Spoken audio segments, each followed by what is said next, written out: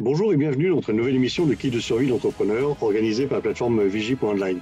Aujourd'hui, nous recevons Sandrine Pernet, directrice d'un site financement, une plateforme de crowdfunding, de financement participatif. Il nous semblait intéressant de recevoir Sandrine pour nous parler dans ce moment de crise, comment se comportent les investisseurs d'un côté et comment nous, entrepreneurs, qui devons parfois lever des fonds, nous devons nous comporter. Bonjour Sandrine. Bonjour Christophe. Alors, Sandrine, je vous rappelle les règles de l'émission Kit de survie de l'entrepreneur. On va prendre 5 à 10 minutes pour vous entendre, nous donner des informations sur votre expertise et sur ce que ça peut apporter aux chefs d'entreprise qui nous écoutent dans cette émission. Alors, la première question que je vous pose, je vais renverser les rôles pour une fois, je vais vous faire pitcher. Est-ce qu'en 2-3 minutes, vous pouvez nous présenter l'entreprise pour laquelle vous travaillez, vous êtes directrice, un site financement, qu'est-ce que c'est? Oui. Alors donc un site financement, c'est une plateforme de financement participatif en capital, donc qui a été créée à l'initiative des Business Angels de la région Auvergne-Rhône-Alpes, mais également de la région et d'un collectif de partenaires financiers que sont des banques, des fonds d'investissement qui se sont tous réunis pour créer justement un outil alternatif permettant aux entreprises régionales, donc start-up, PME, TPE qui ont des projets de croissance, de renforcer leurs fonds propres, alors sous forme soit d'actions, soit d'obligations convertibles, et tout ça en mobilisant en fait ce qu'on appelle l'épargne de proximité, c'est-à-dire des investisseurs comme vous et moi qui voulons donner du sens dans notre épargne en soutenant en fait des projets dans leur levée de fonds pour les accompagner dans cette phase de croissance sur plusieurs années, puisque dans notre positionnement, on propose en fait d'accompagner ces projets et d'envisager une sortie à horizon 5-6 ans, le temps à cette société en fait de mettre en place cette stratégie de croissance pour envisager une sortie des investisseurs à terme. D'accord. Et actuellement, quelle est la réaction des investisseurs face à la crise dans laquelle nous sommes? Alors c'est vrai que comme le monde entier, hein, on a eu cette phase un petit peu de se figer pour essayer de comprendre un petit peu ce qui se passait.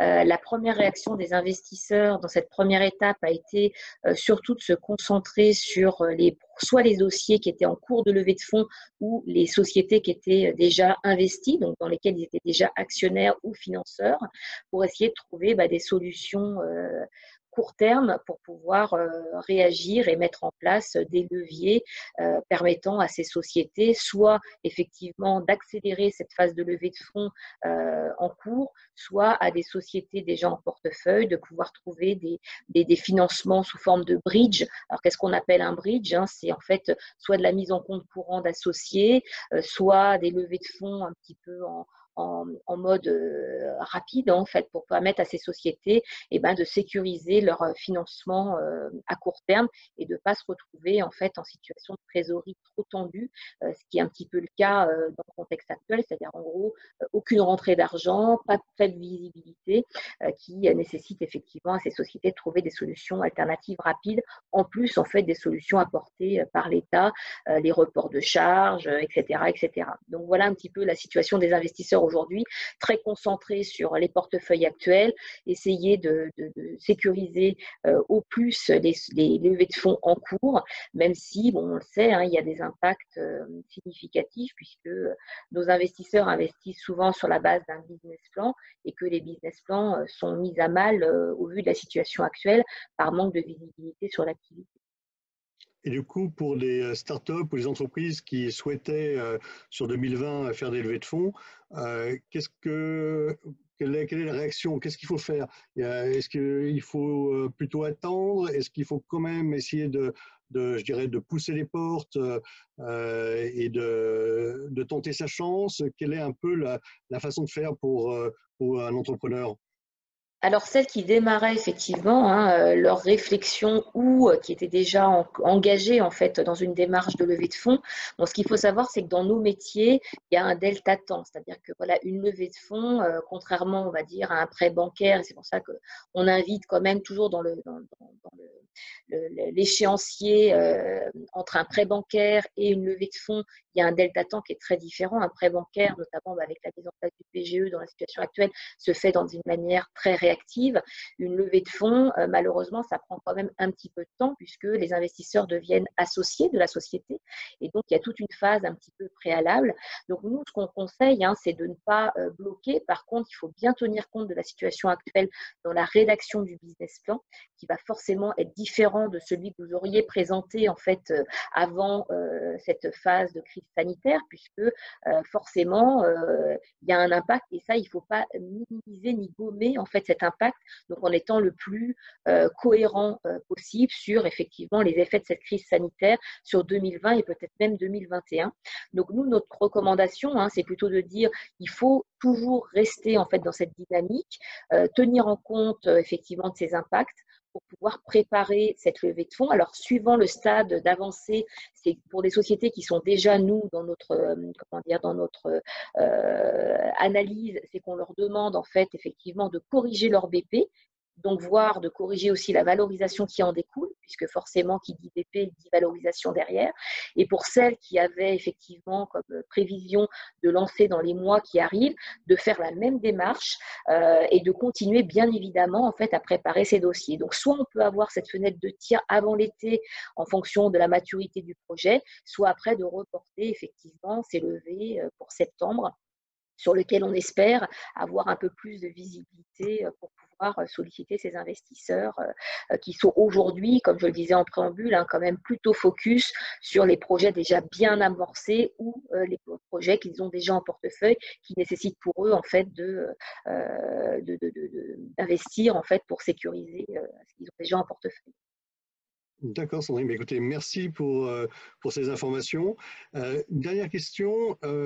Vous êtes sur la région Rhône-Alpes, je crois. Vous acceptez des dossiers de toute la France ou uniquement de la région Rhône-Alpes?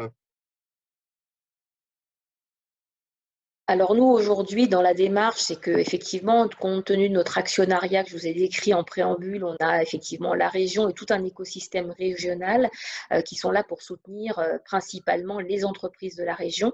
Donc on a effectivement cette localisation Auvergne-Rhône-Alpes avec néanmoins, en fonction effectivement de l'activité que les sociétés peuvent réaliser, ou voire même, quand on parle de start-up, on a aussi ce rôle d'attractivité. Donc voilà, il faut qu'il y ait un lien quand même relativement fort, soit au niveau de l'implantation, soit au niveau de son activité, pour justifier effectivement qu'on puisse regarder, nous, un dossier qui pourrait être hors zone de la région Auvergne-Rhône-Alpes. Sandrine, est-ce qu'il y a aussi des opportunités pour les investisseurs actuellement face à cette crise? Oui, tout à fait. Donc, des opportunités à la fois pour les investisseurs, mais aussi pour les entreprises, puisque, voilà, dans ce contexte-là, nous, ce qu'on recommande aux entreprises, c'est de faire aussi un peu de veille stratégique, en lien aussi avec vos métiers sur la plateforme Vigie, qui est aussi d'identifier son contexte, son marché. Et donc, malheureusement ou heureusement, cette crise va aussi certainement modifier significativement les positions de certaines sociétés dans l'environnement. Donc ça, c'est une opportunité. Et ça peut être aussi également une opportunité vis-à-vis des investisseurs, puisque si les entreprises qui lèvent des fonds présentent en fait des business plans ambitieux, réalistes, certes, du contexte, mais avec des valorisations, on va dire, raisonnables dans le contexte, certains investisseurs vont vraiment se positionner en réfléchissant et en proposant vraiment et en s'intéressant à des sociétés qui ont vraiment du potentiel. Donc, je pense que dans le contexte, il va y avoir une nouvelle répartition des cartes et les investisseurs vont considérer qu'il peut y avoir des opportunités d'investissement à court, moyen terme sur des projets qui leur seront présentés dans les mois qui arrivent. Et dans cette nouvelle répartition des cartes, comme vous dites, il va y avoir des focus sur certains secteurs comme la santé qui seront plus à même d'être suivis. Alors la santé, mais tout ce qui est, on va dire, digitalisation, parce qu'aujourd'hui, en fait, la crise actuelle montre aussi voilà, la force de toutes les entreprises qui proposent soit des services de digitalisation, soit tout ce qui est environnemental. Enfin voilà, donc il y a des secteurs effectivement très liés à la digitalisation qui peuvent tirer leur épingle du jeu et pour lequel les investisseurs sont très attentifs. Donc tout ça pour dire que voilà, il n'y a pas de coup de frein et il ne faut surtout pas en tant qu'entreprise, se limiter et dire on arrête tout. Au contraire, si les business plans, la stratégie est cohérente et réaliste, au contraire, ça peut aussi susciter des intérêts en fait de la part des investisseurs. Eh bien, écoutez, merci Sandrine pour ces informations et bon déconfinement et à très bientôt. Merci Sandrine. Très bien. Merci beaucoup Christophe. Bonne journée. Merci, vous aussi. C'était donc Sandrine Pernet, directrice d'un site financement, qui nous parlait des réactions des investisseurs face à cette crise, mais aussi des trucs et astuces à avoir, nous, entrepreneurs, qui devons lever des fonds peut-être sur 2020 ou 2021. Quant à nous, nous nous retrouvons, si vous le voulez, dans une nouvelle vidéo qui sera mise en ligne dans quelques jours. Pour cela, il vous suffit de vous abonner à notre chaîne YouTube. N'hésitez pas à nous mettre un petit pouce si vous avez aimé cette vidéo. Vous pouvez aussi retrouver nos 500 experts à travers le monde sur la plateforme Vigie.online. Et en tout cas, à très vite et merci pour votre fidélité. Merci, au revoir.